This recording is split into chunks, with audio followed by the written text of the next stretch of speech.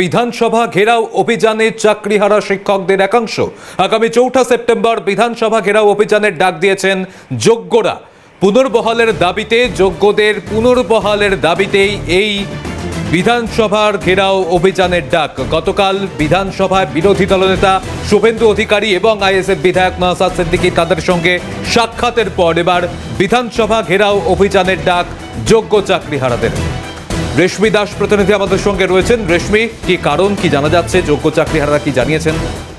দেখো, এসএসসি তরফ থেকে ইতিমধ্যে দাগিদের তালিকা প্রকাশ করা হয়েছে। সেই দাগিদের তালিকায় যাদের নেই, অর্থাৎ যারা নিজেদের যোগ্য বলে দাবি করছেন, তারা ইতিমধ্যে বিধানসভা অভিযানের ডাক দিয়েছেন। মূলত তাদের একাংশ, অর্থাৎ যোগ্য শিক্ষক শিক্ষিকাদের একাংশ বিধানসভা ঘেরাওয়ের ডাক দিয়েছেন ৪ঠা সেপ্টেম্বর।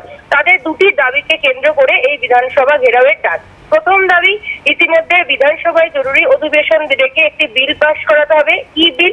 মূলত এই বিলটি যাতে যারা যোগ্য চাকরিহারা তাদের পরীক্ষা ছাড়াই তারা যাতে তাদের পদে পুনর্বহাল হতে পারে সেই সংক্রান্ত একটি বিল পাস করার তারা দাবি রেখেছেন।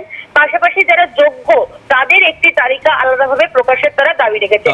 প্রধান দাবি যে বিধানসভায় জরুরি ভিত্তিতে অর্থাৎ জরুরি অধিবেশন করে তাদের একটি বিল পাস করাতে হবে এবং যারা যোগ্য চাকরিহারা শিক্ষক শিক্ষিকারা রয়েছে তারা যাতে তাদের পদে পুনর্বহাল হতে পারে কোন রকম পরীক্ষা তাদের যেমন স্বীকৃতি দিতে হবে এবং তাদের জন্য বিল পাস করতে হবে, এই দাবি নিয়ে এবার সেই অভিযানের ডাক। আপাতত ধন্যবাদ রেশমি তোমাকে।